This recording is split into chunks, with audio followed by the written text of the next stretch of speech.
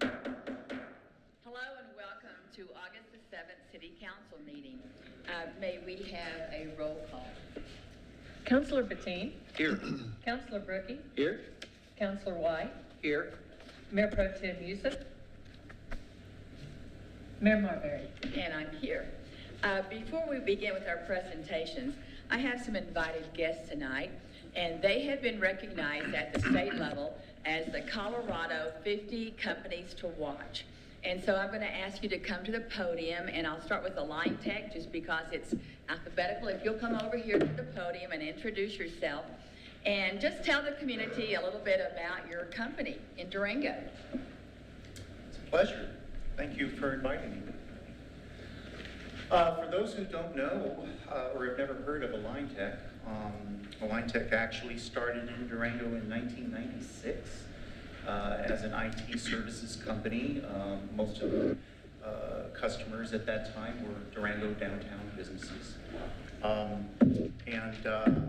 At that time was known as Align Technologies. And then in 2004, out of pure necessity, I figured out a way how to do wireless internet because I was living in a remote valley outside of town and realized that the choices were pretty sparse. The business just continued to grow that way. And then in about 2012, I saw an opportunity to really grow the business. The demand for internet was doing nothing but increasing, as were the area residents' complaints of the lack of good internet. So I found a couple of other key members of our team that are still with us now that were as crazy as I was. And we dove in, and in the last 5 years, the company has grown just shy of about 1,000%. And we are going to keep at it, hopefully for years to come. I would say our specialty is getting internet to the more remote rural parts of the county. While we do cover the downtown area and some of the more densely populated areas, getting into the nooks and crannies of the county is where the real challenge is at, and also where the choices are very few. So that's where you'll find us. And please tell the audience your name. My name is Orion, last name is Lukasik. And I'm the founder, president, CEO, and sometimes I even work there with Align Tech. Well, congratulations for that wonderful honor. Thank you so much. Yeah, thank you. Thank you very much. Absolutely. And the second company is called Get Prime. Oh, let's give a round of applause. And with Get Prime CEOs, please come to the podium, introduce yourself, and tell the community about, again, another Colorado top 50 businesses to watch. And hey, they're in Durango. That's right. My name's Travis. I'm one of the two co-founders. Ben is the other. We actually met at Durango Space, where Jasper does a great job helping small business. We started in 2015 when it was just the two of us and PowerPoint and a dream. Our mission is to help software engineering teams, which are a growing part of any large business, be more productive. So one of the challenges if you're running a software engineering team is it's hard to tell what's going on down sort of in the engineering pit, right? So we instrument the entire engineering workflow and help solve that problem. So we started in 15. We got some investors who believed in the problem as much as we did.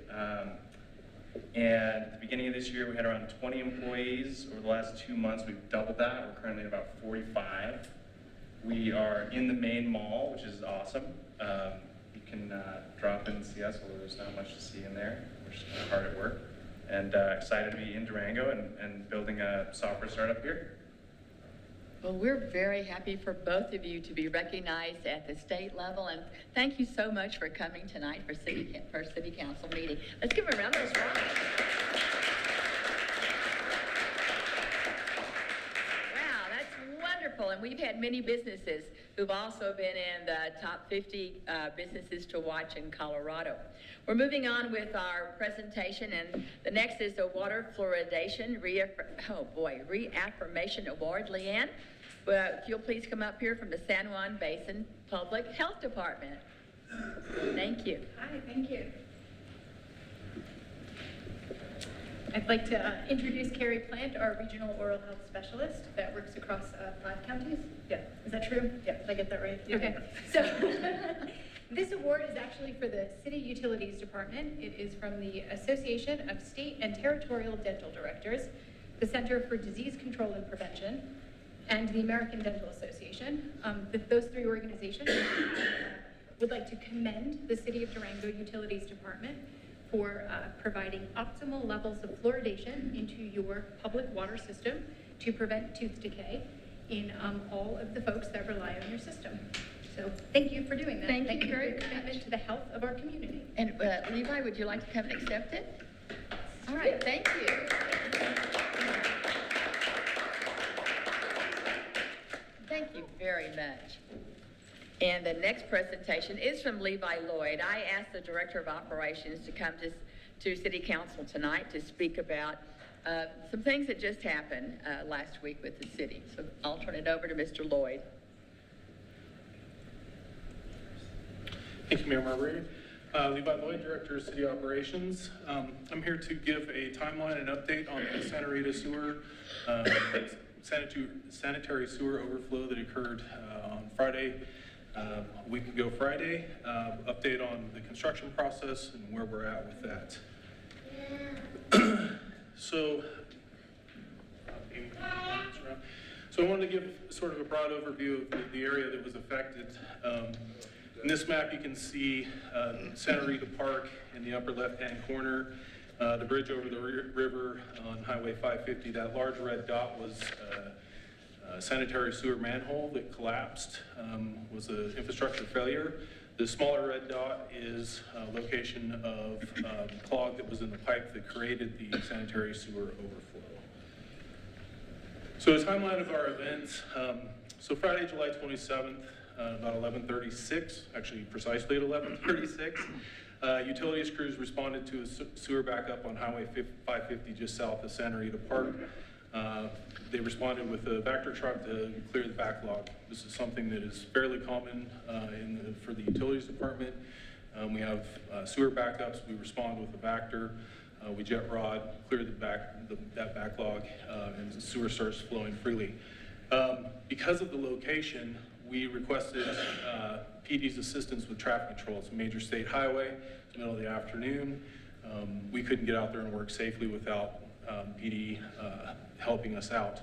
At about 11:47, it was apparent that this was a fairly significant backlog. So we dispatched street crews with an additional Vector truck and 2 street sweepers to help contain the sewer spill. At 12:25, I arrived on the scene, assessed the situation, and we started ramping up our response to this because of its proximity to the river, the park, and a major state highway. Some of the resources that we looked at were getting local contractors with additional Vector trucks to help implement so as we're working on the sewer is still coming in, we have to get that sewer out of the lines and down to the sewer treatment plant. So a short-term bypass is typically using Vector trucks and septic haulers, such as Ball Septic and Superior. We called in a number of Vectors that we knew were local. They all responded. And by 1:45, we had the bypass in place, and the sanitary sewer overflow at that point was contained and stopped. The estimated sewer overflow was roughly 600 gallons, with less than 300 gallons of that ever reaching the river. A majority of that went down a hillside, a vegetated hillside next to the Annis River Trail and pooled there. We have standard cleanup operations with lime, bleach water, and vacuuming up the standing water. So at 2 p.m., we still had not cleared the block. Traffic was backing up, and it was difficult for us to get assets in place. So CDOT dispatched their maintenance crews to help set up traffic control, and they reopened 550 to 1 lane of traffic in both the north and southbound directions. At 3:30 p.m., we broke through the blockage, and when we did that, we always have 1 person at the upstream manhole. And when we broke through that, sewer started flowing freely. We got a desperate call on the radio. We're losing soil. It looks like the manhole is failing. So we have a number of contractors that we work with on a regular basis. We contacted them at 4 o'clock, come down and assess the damage, and help us formulate a plan for mitigating this. We knew that we were gonna have to get in and repair this failed sewer manhole in a major state highway. How can we do that as quickly as possible, safely as possible, and get infrastructure back up and running? 4:30 that afternoon, we had a briefing with the city manager, CDOT, police department, our emergency manager, and myself. Went through what had happened and our plan going forward to get sewer flowing again and repair the infrastructure. At 6:30 that night, we had permanent, so for the duration, we were just running laps with our Vector trucks.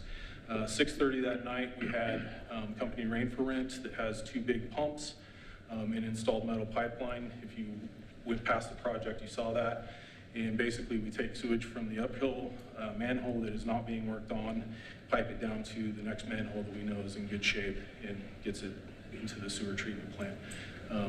That bypass has been up and running. We haven't had any issues with it since this happened. So at 6:30 that night, for the duration of this and through the end of next week, we man those pumps 24 hours a day to make sure that there is no additional sanitary or sewer overflows.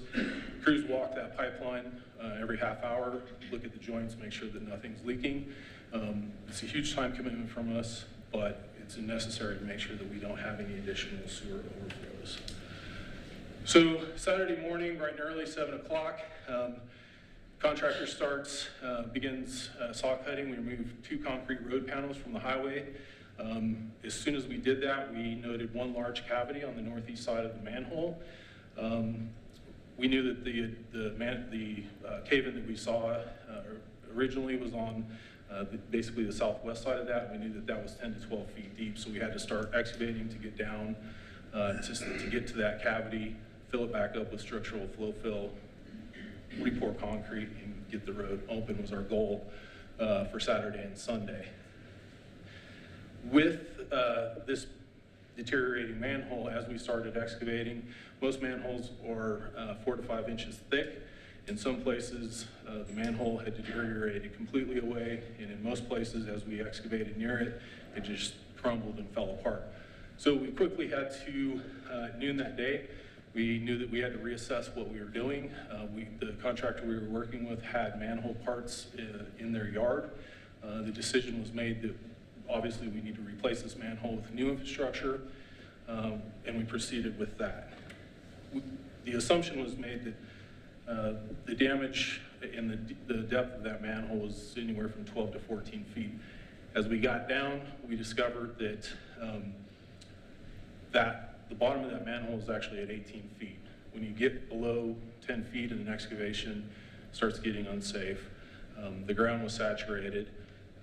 So at 4 o'clock, so at 3:30, we had cut the pipe and we were preparing to start getting the new manhole in place. 4 p.m., the eastern edge of that excavation started collapsing, and it collapsed towards the lanes of traffic in that center median. We immediately halted work and called for emergency trucks with flow fill. It's a concrete and aggregate mixture to fill the excavation so that we could stabilize the road surface and that we didn't compromise traffic in the other lanes of Highway 550. That started at 6 o'clock. Crews were on scene until 10:45 that night. Had everything done at 10. They did some cleanup. We met Sunday morning to discuss a plan going forward.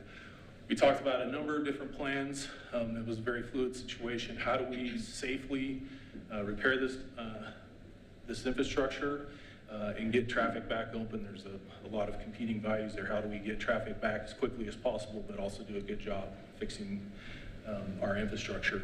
So Monday, CDOT and the contractor expressed some safety concerns, and rightly so, about another 18-foot excavation. It failed once. More than likely, it's going to fail again. And we're going to be right back where we started. So we started investigating an alternate route to take that pipe rather than going 18 feet deep, do shallow manholes, take a pipe across the highway, over the steep embankment adjacent to the bridge, and then run it north towards the existing sewer pipe that we knew was good. We had cleaned it out, we had cambered it, we knew that that piece of infrastructure was in good shape. So again, we have to get highway open as quickly as possible. The utilities engineer, Matt Holden, went to work on this. This is a project that typically would have been 6 months easily in the design process. He surveyed it. He took some additional help. He went out and surveyed, drew the picture, drew up the plans, made sure that all the grades would work in 2.5 days. We had workable plans. He started that on Monday afternoon. He had workable plans to the contractor by Wednesday. We identified the panels, the additional panels, the 3 additional panels on the road that needed to be cut so that we could get the pipe across the road, and had the design for the manholes that we could submit. These manholes are not in stock, they have to be custom built. And we pulled a number of strings and got to the front of the line for construction of these manholes. They're typically 4 to 6 weeks before you can get them. We submitted plans Thursday morning. We anticipate that we're going to get delivery of those 2 additional manholes on Friday. So this was the approved design, if you would pass these down. So this is the approved design. It's sort of hard to see on the TV, but the single green line was the manhole in line that we had a failure on. So we removed that first manhole in the system, took a pipe directly across the road, put another manhole in the shoulder of the highway, and then we had to go down that steep embankment adjacent to the Animas River Trail. And starting next Monday, we will finish this project out. We'll take the pipe north to a new manhole that will sit on top of the existing pipe that we know is in good shape. So we'll be taking out, abandoning roughly a 300-foot section of pipe that's in the CDOT right-of-way that's extremely deep. Starts at 18 feet at that manhole, but to get down to the grades at that shoulder, we're estimating it's probably 25 to 30 feet deep. If we ever have a failure on that, it's going to be almost impossible for us to get to. So we're abandoning infrastructure that is very difficult for us to maintain and fix should anything go wrong in the future. So construction of the new infrastructure. So once we made that decision, things went really fast. In one day, the pipe crossing on Wednesday, they made the pipe crossing and installed the new manhole, and they flow filled all of that. Thursday morning, they prepped for temporary asphalt paving. And then on Friday, they took part of the pipe over the hill so that we could get out of the CDOT right-of-way and work behind the guardrail once the new manholes are delivered. So with the CDOT requirements for structural flow fill that has to sit, I got a lot of questions. Well, you guys were basically done on Friday. Why didn't you pave it on Friday? Well, the requirements are for structural flow fill that needs to sit for 72 hours. So that took us to Sunday. We scheduled paving, temporary paving, Monday morning. Asphalt company showed up bright and early. We were done paving at 2 p.m. on Monday, August 2nd, or I'm sorry, Monday, August 6th.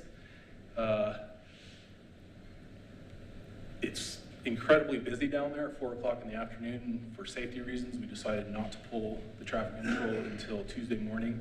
So crews came in 5 o'clock or 4 o'clock on Tuesday morning, started pulling all the traffic control, turned the lights back on at County Road, the intersection of County Road 210 in Santa Rita, and traffic was free flowing by 6 o'clock that morning.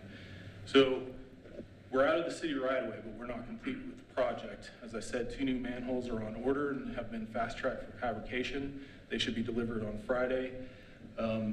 Contractor will be in bright and early Monday morning to install those in approximately 165 feet of sanitary sewer line. We anticipate that will take the better part of next week. We should be finished by Friday, August 17th.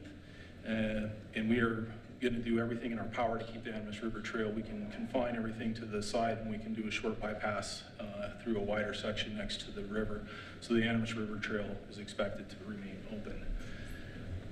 The final part of that is that CDOT allowed us to put back asphalt on a concrete road surface just to get that back open. Concrete, if we poured new concrete, that's 7 days to get compressive strength. We would have had the highway shut down during a very busy time of year for another week and a half. Typically, CDOT doesn't want work on the state highway until after Labor Day, so after Labor Day, we'll go back in with a single lane closure, so we'll still have traffic flowing in the southbound direction, but it'll be neck down to one lane. We'll pour concrete panels on one in the fast lane, we'll flip the traffic control, we'll pour those concrete panels in the slow lane after that, a week between those, so traffic should still be maintained, theory being that after Labor Day, traffic decreases significantly. So the impacts would still be there, but it won't be a full closure with traffic in one direction each way. So that's the update. Is there any questions? Well, I was going to ask council questions. From you, council? Not very good. Yes, sir. Madam Mayor, I'd like to recognize Levi for the service here and the quick action. He's first time as an incident commander. All of our department directors have gone through ICS training, and we do that and we practice that and we do drills and so forth. We were coming on the heels of the 416 fire, and a lot of our other staff had kind of burned out, pardon the pun, but Levi just stood up and took over. I also would like to recognize Terry Hecker, who's our emergency manager, sitting in the back of the room. When something goes bad, Terry shows up. He's a real good asset to have. Levi went through the details of those daily briefings, and Amy was manning or staffing the call center one day, so in her spare time, she did that. And Mitchell Carter did all the PR releases, which were numerous. And even with all that information, people thought this was related to the sewer plant. As we know, water, or water that's, well, let's call this water, goes downhill. So if Bodo is uphill, this is flowing to the plant. It couldn't be flowing from the plant.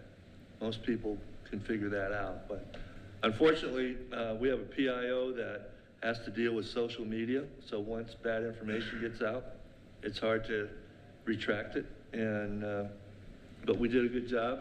I think Levi has made some friends with CDOT after all said and done. Well, that was one of my questions. Sometimes on the Durango chatter online, blame flows freely. And so someone was blaming the sewer plant under construction. So you say the blockage came from the Bodo area? Yeah, so this sewer is flowing from the Bodo area towards the sewer treatment plant. So the sewer treatment plant is downhill from this. So all the sewer is coming from Bodo to the sewer treatment plant, and the blockage was upstream of the sewer treatment plant. And the manhole collapsed because it was? Yeah, old infrastructure, and we have, sanitary sewer has a high concentration of H2S gas. It's very corrosive to concrete, and years of just lack of preventative maintenance, things of that nature. It deteriorated that manhole to a point that basically where the pipe came into the manhole, there's a lot of scouring that goes on at that joint, and it just ate away the side of that manhole. We can't say for sure what was blocking the pipe itself, but more than likely it was remnants of the manhole and the subsoils, rocks, and things of that nature that went into there, and that was what caused the eventual blockage. My question is there a way to check manholes? If they're going to be collapsing, is there a way to be proactive? There is, and we, I want to back up first and say, you know, I couldn't have done any of this without my C&D crews. Those guys were instrumental. They have worked a ton of hours to make sure that those pumps stay up and running. They were the first ones to respond. They stayed late. They worked the weekend. So without our city crews being well trained, this would have been a much different incident. And then also the contractors that we work with and CDOT and PD, without any of them, without their help, this would have been a giant fiasco. But to get back to your question, so we do have preventive maintenance. We jet rod, we go out and jet rod all of our sewer lines, and when we're doing that, we inspect manholes. These types of collapses are hard to detect. You get a lot of gunk that builds up on the sides of the manholes, so they appear to be in good shape, and sometimes you don't know that they are collapsing until they actually collapse. But we, in our CIP projects, we do have rehab of existing sewer lines and rehab of existing manholes. So there's a lot of different techniques out there for rehabbing manholes. And we look at all of those. It's not a one-size-fits-all. There's a lot of different techniques and things that you can do. So we look at all of those, but that is part of our capital improvements, has been and will continue to be as we move forward in the sewer fund. Okay, I think those were some of the questions that came up during this incident. Thank you so much for being prompt, taking care of it, and traffic's flowing, and it's just a memory now. So thank you very much, Mr. Lloyd. I wanted to remind people, if you have come in to speak during public participation, you need to sign up down there. Or if you have come to talk about a specific project that might be on the agenda tonight, then you need to sign up down there. So don't be shy, come on down. Public participation is coming up, so please sign up there. And if you've come to speak about any other projects, you also need to sign up. All right, then we're going to go into the consent agenda, and I have a document to read. The consent agenda is intended to allow the City Council by a single motion to approve matters that are considered routine and non-controversial. There will be no separate discussion of these items unless a council member requests an item to be removed from the consent agenda and considered separately. Items removed from the consent agenda will be considered under agenda item number 6.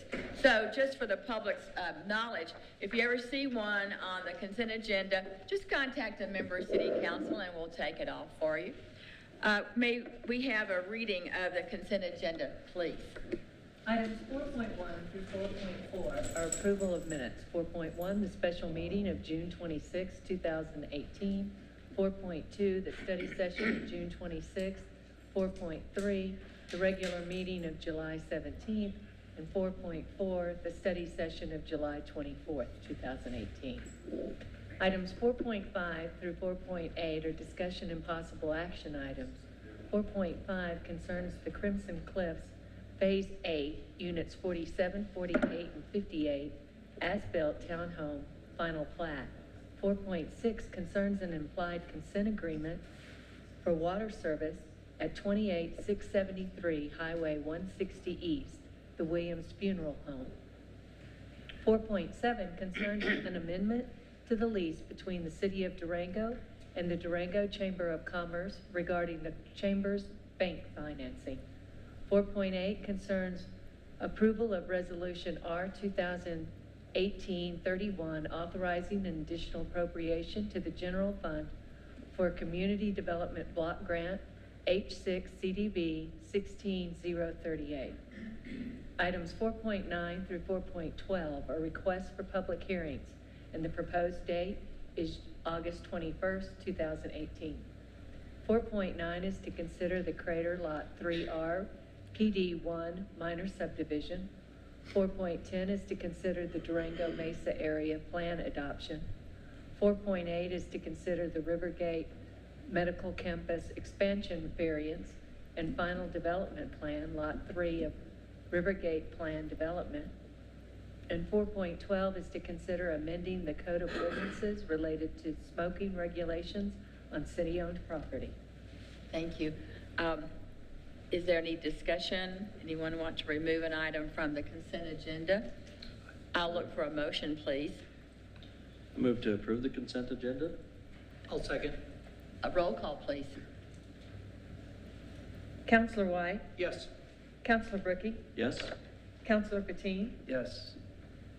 Mayor Marbury? Yes, and we're moving into public participation, and I can't read upside down, City Manager. Can you see if there's anybody who would like to speak? Public participation in this section of the agenda is set aside for the public to provide comments or ask questions regarding items that do not otherwise appear on this agenda. City Council will not respond to questions from the dais. Citizens should address their comments directly to City Council. That means look at us. Citizens wishing to speak during this section of the agenda shall sign in prior to the start of the meeting, identifying their name and address on the form provided at the meeting. Citizens will be called individually by name by the mayor to come to the podium and to address the city council. Comments are limited to 3 minutes. The city manager will signal 30 seconds remaining by raising his hand. Any audio-visual materials must be provided to the city clerk on or before noon the day of the meeting. Were there? There were no. Okay, there was no one, so we're going on. There's 2 people. This is for the public hearing for the River Oaks. Did you sign the wrong? I put it in the wrong one. As did I. Okay, all right, well, that's fine. Well, that's good to know. Thank you for speaking up. Ms. Palmer, would you come to the podium, please?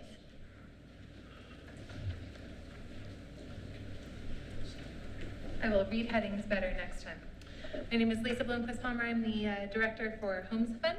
And part of the consent agenda was to approve an amendment to our existing CDBG contract that awards $1.411 million to Homes Fund. That is passed through the city, and I wanted to thank the city council and staff for that appropriation of funds. This money is helping people to become homeowners in our community. As I'm sure everyone in this room is aware, homeownership is difficult to obtain in this community. The Durango Area Association of Realtors just published that the median home price within the city of Durango is now $517,500. That puts homeownership at that median price. That homeownership is out of reach for people making under $100,000 a year. This excludes a lot of our workforce from homeownership, people who are bartenders, emergency workers, people who are teachers, police officers, many vital people in our community. People who are not only providing services, they are part of our community. They are the people who we see walking down the street, the people who send their kids to school along with our kids. These people are people who we want to be included in our community and who we want to have stability in our community, and homeownership helps them to obtain that. So Homes Fund has used this money that is part of the CDBG contract to bridge that gap between what people can afford and the very high home prices.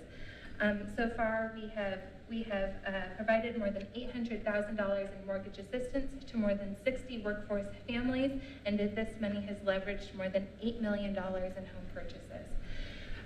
This money is truly stabilizing our community and encouraging homeownership in our community, and thank you very much for facilitating that for us. Ms. Palmer, don't you have a Homes Fund school going on August the 18th? Yes, we have our homebuyer education class going on August 18th, and that's up at Fort Lewis. And anyone who is interested in learning more about what it takes to become a homeowner in our community, would love to see you there. So they thank you just for go to mentioning that. homesfund.org. Homesfund.org. Thank That you. is correct. Thank you very much. Jeffrey Hamner, please come to the podium and state your name and address for the record. Alrighty. Hi, my name is Jeffrey Daniel Hamner. I live at 17 White Cliff Drive, Durango, Colorado, 81301. And I just wanted to start out with a few questions. I was wondering, I haven't ridden the transit, but at one point they started charging $1 for transit fee. Does that still exist? Yes. It does. And then I was also asking, while paying a parking ticket the other day, what the parking ticket funds go towards, and that is towards the transit, yes? Yes. So I'm wondering, with all the parking tickets that are being paid, if the transit could transition back into being free again. And I'm also curious as to how much money has been made from the meter parking tickets Not this year. enough. Not enough? That's right. Is there a number that equals not enough? Well, I can tell you that people are feeding the meters and therefore not getting tickets. And so they're paying attention to what's on their meter.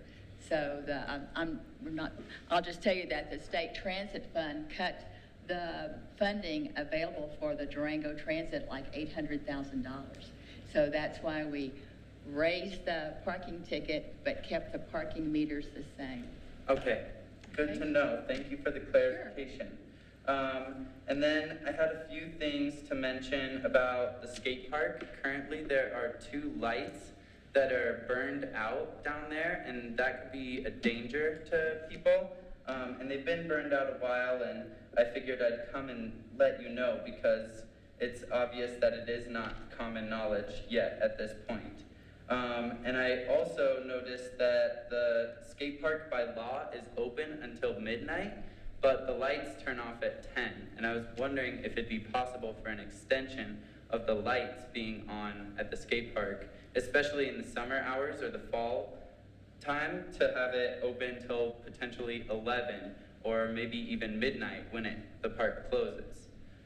I don't know that answer, but the city manager's writing it down, and that's really a Parks and Rec discussion. Cool. Well, thank you. Also, another thing I was going to suggest is we have recycling on Main right now, and another hot commodity in our town is the river trail, and the only thing that I see being consumed on the river trail are through plastic bottles or cans, people buying beverages, and I think it would be a pretty cool thing of our community to support the recycling down on the river trail. Because we are a community who cares about our environment, at least we try to appear that way. And so to appear that way even more so, it would be really cool to get some recycling bins along the river trail. And I just wanted to mention one more thing, and that is the homeless population of Durango. And their current situation is very stressed, and I feel strongly that we are oppressing the homeless in many ways. And yes, some accommodations have been made, but I just want to acknowledge the stress of being moved from place to place to place. They've moved 3 or 4 times just this summer, and they are now accommodated with a storage unit, which is actually a trash can, but they're mandated to put everything up by 9 a.m. And one thing that is not maybe pre-thought about, nothing against the city, because that is an accommodation that doesn't have to be given, but because things have to be put away at 9 a.m., they are putting wet sleeping bags and wet tents into their storage units, and therefore their quality of life is being much lessened by dampened camping materials, and their living situation is now worse than ever. And I think that is actually, it's increasing the drug use, I think it's just increasing the problems that they already have.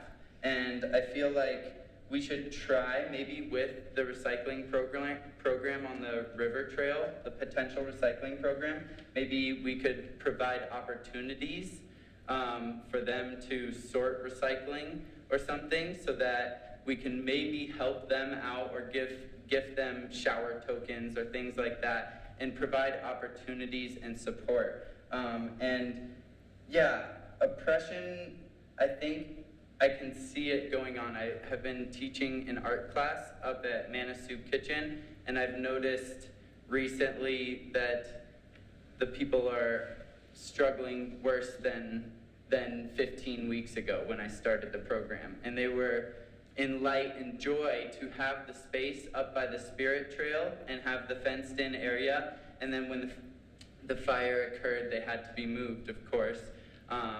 But they also received identification cards 2 different times Mr. between now and Hammer, then. you'll need to wrap it up. Okay, well, I just want to bring it to the city council's attention that it is awesome that you are trying to make accommodations, and maybe there could be leeway to nights that it has rained to allow them to leave their camps set up at 9 a.m. or find a spot where it's not an issue for them to keep their tents set up, because it seemed like it was working really well and when it was up by the Spirit Trail.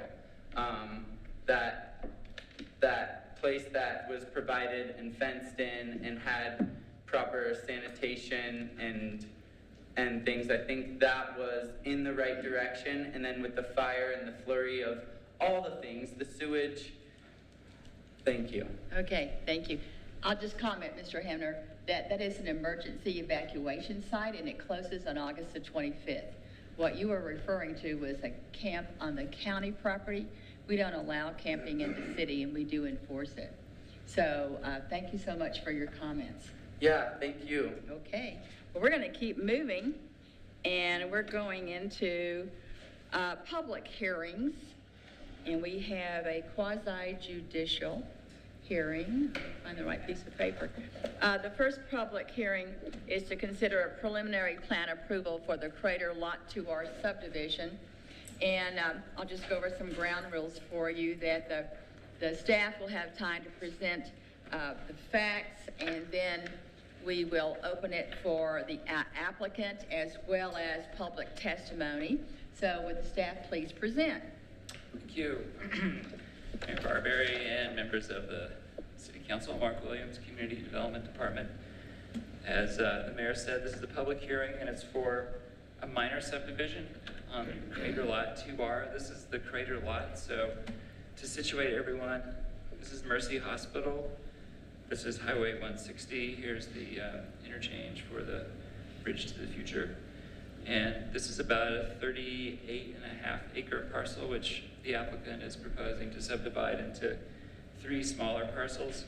I've got a map a little bit farther down that shows the topography, but you can kind of tell based on the trees that most of this is hillside, and the blank area down here is the only spot that's suitable for development.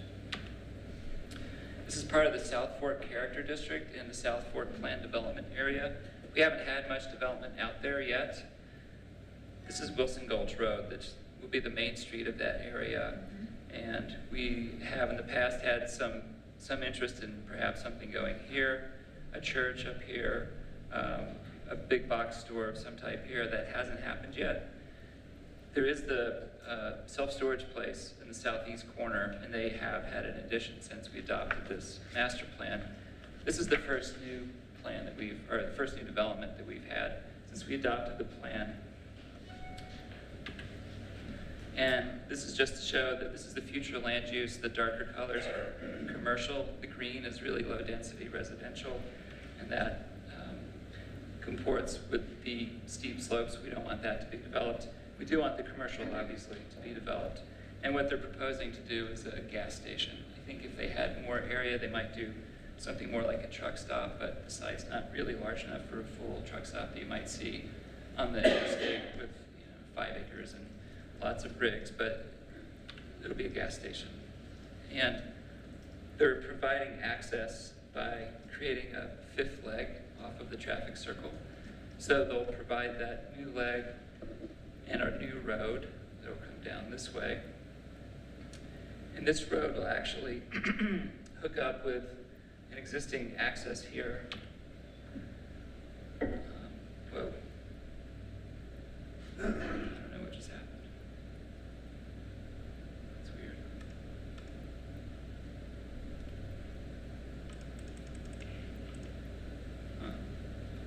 Okay. Back on track. So here's the terrain that I was referring to earlier. The topography, the closer together indicate there's steeper slopes. And so down here, this is where we reserve the property for commercial development. I thought I had a utilities map that I'd like to discuss. Yeah. So this road here will eventually connect after this road is built. It'll continue here and provide access to the C&J gravel and possibly some county sites farther south here. CDOT was interested in this because for safety reasons. Right now, those C&J trucks pull out onto the highway, and when they're loaded down, they're very slow. So to get out onto a high-speed highway isn't the safest situation. So that's a big safety improvement. There's no timeline for connecting this. Once our applicants build their road, there's no timeline for connecting that road into the C&J site, but it's anticipated that it will happen at some point, and then it'll improve a sort of unsafe situation. is a copy of the plat that shows the 3 lots. This is the northeastern lot, and nothing is planned for this lot. So they're actually, the applicants are going to sign a plat note saying that this is intended for open space, nothing's gonna happen here. If they do develop this in the future, then they'll have to extend utilities from the south up all the way to the eastern part of the lot. Currently, the utilities, water is in Wilson Gulch Road, so that's accessible down here for this development. The sewage is South Durango Sanitation District, and it runs along 160. So the applicants are going to extend that sewer line up here, and it'll be available. It'll be available for this lot and for the other lot that's being developed. So there are 3 lots that are being developed, as you can see right here. This is where the gas station will go. This is the road that is coming off the traffic circle. And then this part is reserved for future commercial development. Originally, the applicants had planned to possibly build some restaurants here. That didn't work out. But when someone comes in to develop, the road will be here already, so it'll be much easier for this property to be developed as an infrastructure will already be in. So as I said, this is a minor subdivision to create 3 lots. This is the preliminary plan stage.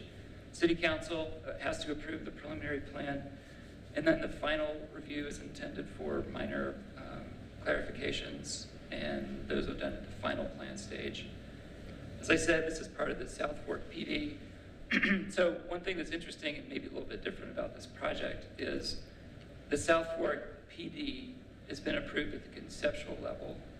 And as you may recall, when we do plan developments, we have conceptual, preliminary, and then final. So the applicants could have come in and done the subdivision and the preliminary PD at the same time, but they wanted to develop, but they weren't quite ready to get to that stage yet. So what that means is they'll do the subdivision now when they want to have an actual development. When they have plans for the gas station, they have to come back to Planning Commission, City Council. So you'll see the development plan itself at the preliminary PD stage, and then the final PD is staff review also. These are our subdivision criteria. I'm going to read all of these, but in the opinion of staff, the applicants meet all of these criteria. We had 5 recommended conditions of approval. I won't read those either. They're in your agenda documentation. If you have any questions about them, I'd be happy to answer those questions. And this was heard at the June 25th Planning Commission meeting. Planning Commission recommended approval 5-0. Fiscal impact: the city will collect building permit, utility, and infrastructure housing fees from the project. Not housing fees. And sales tax revenue from the new business. The new business will require city services such as trash and recycling pickup and water. The proposed use is in conformance with the goals, objectives, and policies of the Durango Comprehensive Plan, and it is the recommendation of the Planning Commission that the City Council by motion approve the Crater Lot 2R preliminary plan minor subdivision, direct the applicant to prepare the final plan in Mylars, and authorize the mayor to sign the final plan Mylars once all necessary revisions are made. Thank you, Mr. Williams. Now, would the applicant like to add anything? No. Okay, I'm going to open this up for public testimony. Seeing none, I'm going to close this to public testimony. Any questions by City Council? No. If there's none, I'm going to ask for a motion, please. I'd make a motion to approve the River Oaks duplex. Oh, wait, I'm on the wrong one. Wrong one. Wrong one, sorry. Okay, I fast forwarded. If somebody else has it up, I'll feel do free. it. okay. Above, move that we approve the Crater Lot 2R preliminary plan, minor subdivision, with direct the applicant to prepare the final plan in Mylars, and authorize the mayor to sign the final plan Mylars once all necessary revisions are made. Is there a second? Second. Roll call, please. Counselor Bricky? Yes. Counselor White? Yes. Counselor Bettine? Yes. Mayor Marbury? Yes. Moving on to our next public hearing, it's to consider the River Oaks Duplex Number 2 Townhomes Preliminary Plat. We'll begin with the staff report.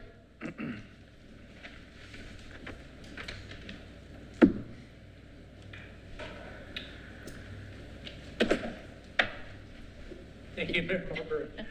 This is a really simple public hearing to review a very simple proposal. It's a request to townhome, a duplex unit that is under construction in the Escalante Crossing Plan Development is located at 121 River Oaks Drive. This is one of the single-family and two-family lots that was approved as part of the original Escalante Crossing PD plating. This visual on the screen shows the location of this. This is a two-unit duplex that has been under construction, is nearing completion, and the applicant, which is Joel Aguilar of Judith Contracting, is seeking to be able to sell the units independently of one another, so they have to create the townhome plat. It's very simple, minor subdivision platting. Comes in Planning Commission and City Council at the preliminary plan stage, and assuming it gets approval at the preliminary plan stage, the final plan review is done just at the staff level administratively. The Planning Commission heard this item at their June 25th meeting. There was no public comment. The Commission voted 5-0 to recommend approval, subject to pretty standard conditions as recommended by staff in the staff report. As I say, if you approve this tonight, then it will come back just to the staff for review before the mayor signs the plat.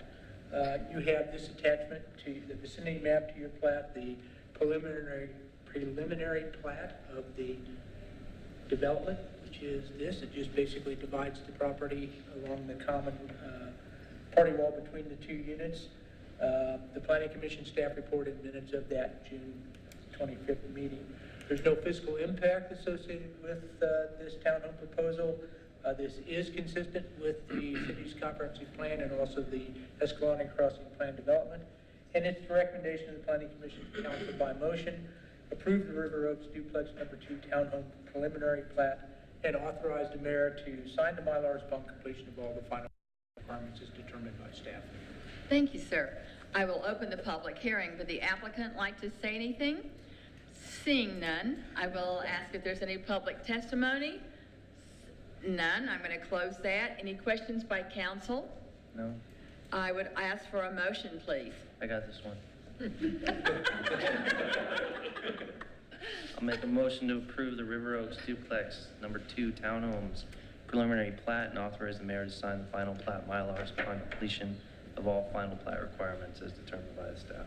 Second? Second. Roll call, please. Counselor Bricky? Yes. Counselor Bettine? Yes. Counselor White? Yes. Mayor Marbury? Yes, we're moving into introduction of ordinances.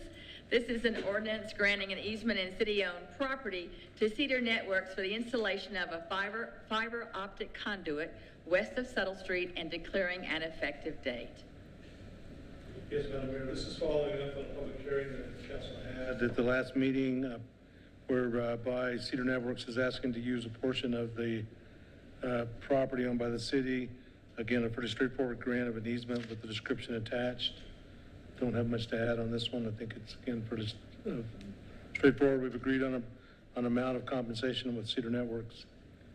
Okay, I'll ask for a motion. What's the number? amendment of the ordinance number? Ordinance number 0-2018-17. I'll ask for a motion. I'll move to approve ordinance 2018-17. Second. Second. Roll call, please. Counselor Bettine? Yes. Counselor White? Yes. Counselor Bricky? Yes. Mayor Marbury? Yes. The next 10.2 is an ordinance granting La Plata Electric Association an easement located on city-owned property to install new service to the Rivergate development and declaring an effective date. Yes, Madam Mayor, this is ordinance number 2018-18. This again is granting an easement across a portion of what's known as Cundiff Park. We've worked out arrangements with Apollo Electric to make some improvements in that park that will benefit the park in exchange for the easement. And I'll look for, in the number? This is 2018-18. Okay, I'll look for a motion. Make a motion to approve ordinance number 2018-18. Second. Second. Roll call, please. Counselor White? Yes. Counselor Bettine? Yes. Counselor Brookie? Yes. Mayor Marbury? Yes. 10.3 is an ordinance approving the annexation and initial zoning for the Woodside Condominium Addition in the city of Durango and declaring an effective date. This is ordinance 2018-19, routine annexation following public hearing by council. Recommend approval of this ordinance to annex this property. I look for a motion. Make a motion to approve ordinance number 2018-19. Second. And roll call, please. Counselor Brookie? Yes. Counselor Bettine? Yes. Counselor White? Yes. Mayor Marbury? Yes. And this we're going to go into council reports and actions. We saved that now. Who would like to begin? Counselor Bettine, tell us all about the 416 party. Well, thank you, Mayor Marbury. We were, several of us have attended a party to honor the first responders for the 416 fire event and subsequent floods, and it was well attended at Powerhouse Science Center. I think it's worthy of thanking the folks at the Powerhouse who actually initiated the party and put it all together. Had great music out there. We had former Mayor Michael Rendon as a violinist and multi-instrumentalist and performer and singer. And we had the mayor and former mayor give some speeches and county commissioners. It was quite an event. I think they must have fed, nearly 300 folks out there that night. So grateful for a community that was willing to get together after an event like that and celebrate those folks who were on the front lines of responding to those difficulties and still are today. So. Thank you. Counselor White? Yeah, I will make an amendment to that. The other sponsors of the event were the Bank of the San Juans and Durango Land and Homes, which is co-owned by our fellow councilor, Chris Bettine, and our former colleague, Christina Rinderly. And we just thank you for your support of the community. Thank you. It's nice. The only other thing I have tonight is a reminder of my weekly office hour. Thursday mornings at 9 at the Steaming Bean. If I don't have conflicting meetings, I'll be here this week and next week, but then the following 2 weeks there are conflicts. So 2 more weeks in August and then we're September. Thank you, Counselor. I think I'll hold mine for a couple weeks from now. Okay. Then, if nothing else then from anybody else, we're going to move into an executive session. This effectively concludes the City of Durango City Council meeting. We are going to have a possible action concerning a motion to convene an executive session to determine matters relating to potential purchase, acquisition, lease, transfer, or sale of real property within the City of Durango as permitted in CRS 246-4024A. Is there a motion? So move. Second? Seconded. Roll call, please. Counselor Bettine? Yes. Counselor White? Yes. Counselor Brookie? Yes. Mayor Marbury? Yes, and thank you so much. Have a great day in Durango. I just love it. That too.